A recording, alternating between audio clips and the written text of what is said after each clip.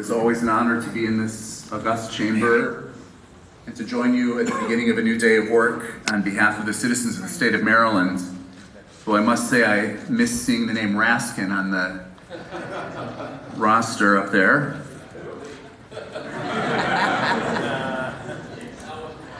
I want to express special appreciation to my senator, my dear friend and congregant, Cheryl Kagan of District 17, who so graciously invited me to be here with her and with all of you this morning.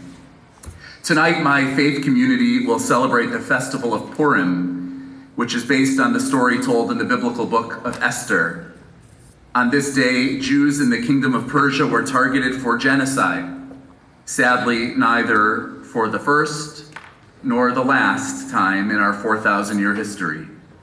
The villain of the Purim story, whose name was Haman, told the Persian king that the Jewish people were different from other people in the kingdom, that their unique culture and idiosyncratic practices made them just too unlike the majority. And as it is written in chapter 3, verse 8, it is not in your majesty's interest to tolerate them. Haman paid off the king 10,000 talents of silver to be exact in return for issuing an irrevocable royal decree calling for their destruction. But here's the remarkable part.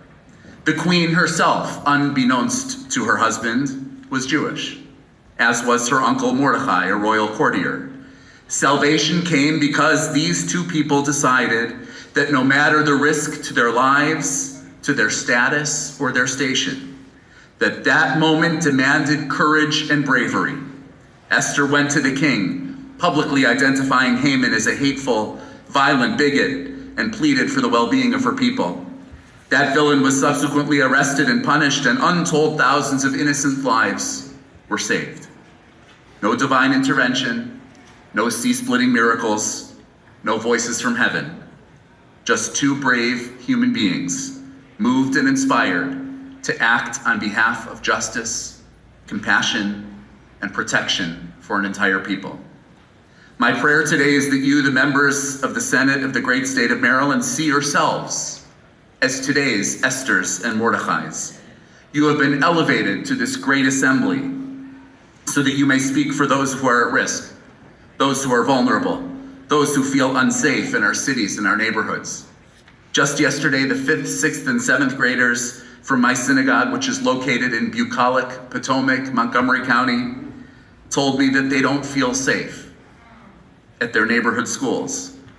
Schools which, by the way, are among the best in the nation, not to mention the state. They are afraid that someone might walk into their classroom or lunchroom with a gun and perpetrate yet another deadly massacre. These kids told me they're terrified that deadly weapons could end up in the hands of someone who is mentally ill. And they told me that they are not confident that either their government or their school administrators are able to adequately protect them. These are the words of our children. Honored senators, be our modern Esthers and Mordecais. Speak for those who have no voice. Defend those who cannot defend themselves. See yourselves as agents of the divine, as partners rather than partisans, so that our children will not fear their future, but embrace it with promise and hope and endless opportunity.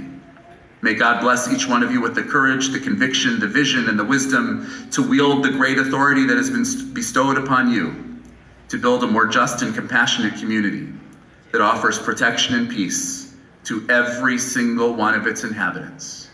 And let us say together, Amen. Amen. Mr. President. Yes. Mr. President, I hope that my rabbi's words have inspired and educated you all today, as I am blessed to be educated and inspired. All right, let's listen. They were very, very inspiring words about history, education. Times change, but people don't. They make the same mistakes over and over again. Senator, may proceed. I just was saying that I hope that my rabbi's words have inspired and educated us all today, as I am very blessed to be educated and inspired by him year-round. And with that, could his wonderful words be journalized, Mr. President? Without objection, Thank you. so ordered. Okay.